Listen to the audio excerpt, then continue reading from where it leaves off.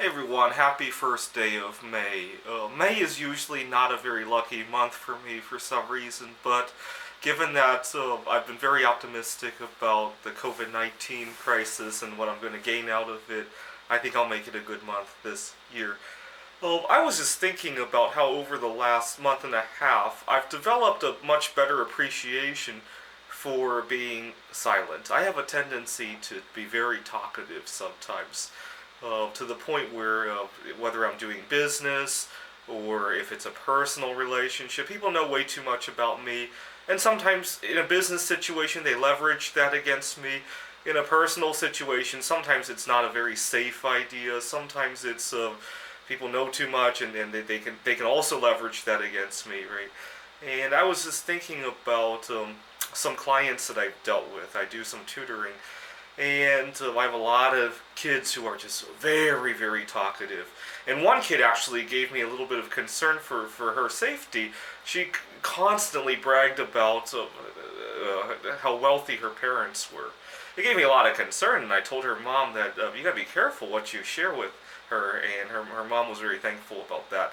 Oh, another kid who his dad is a lawyer for car accidents, and he's always bragging about how his dad had these clients who were almost killed or badly injured, and very graphic discussions.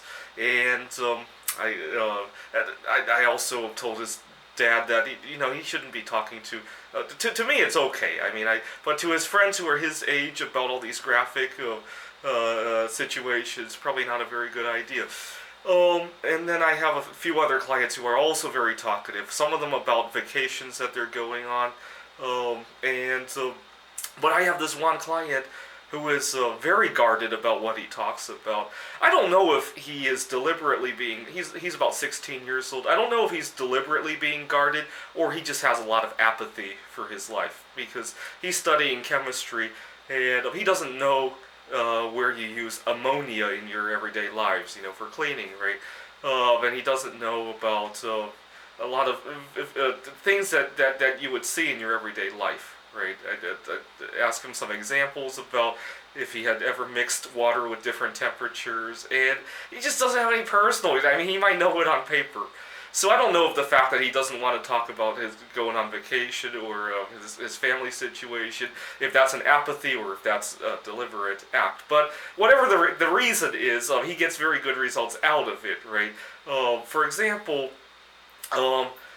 he never talks about his plans to go on vacation. I don't know about it until a week beforehand. And I was thinking that maybe his parents tell him, don't tell your tutor we're going on vacation because you don't want him to relax his attitude, right? I don't know if that's the case, right? But he certainly gets very good results out of it, right?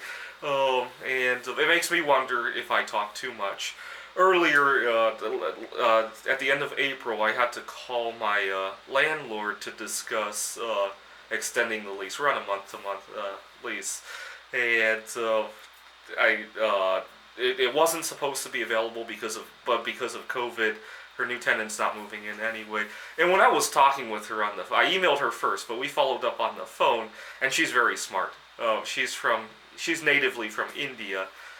She would say something, and I would want to interrupt, and she would stop talking altogether. And I had to say, what were you going to say? And she asked me what was I going to say. And neither of us wanted to talk. But that was good practice. But I only practiced that because I knew I had nothing to lose, right? Governor Inslee is not letting anybody be evicted. And it gave me a good chance to practice that without having anything to risk, right? If it were at a job interview or a situation where the other side could actually back out, I don't know if I would have done it that way, right? But that was good. That was a good practicing experience. But it made me realize that I could pause for 3 seconds and realize that I had nothing to risk, right? In the past, I would have been way too talkative, and maybe the landlord would have allowed me to talk myself into a hole, right? Maybe talk myself into agreeing to a price hike or agreeing to some other situation, right? Maybe agreeing to helping out on her property or something like that, right? But I didn't have to, and I stopped myself from digging that hole, right? But I want to be more comfortable with this. The COVID-19 crisis has kind of forced me to listen to silence practically 24 hours a day, right? and that's been good. I have a tendency to fill in silence with stuff, right? I know I've done that at job interviews when I'm negotiating on Craigslist. Actually, just a couple days ago, just for the fun of it, I went on Craigslist and I saw a silver bar that was way overpriced, and I wanted to see if I could negotiate with this. I didn't have any intention to buy it, so I felt very comfortable doing it. I emailed the seller, and I said, "Well, how many of these bars do you have? Maybe I could make an offer." He says, "Sorry, I'm not taking any offers." Just flat out. It wasn't blah blah blah.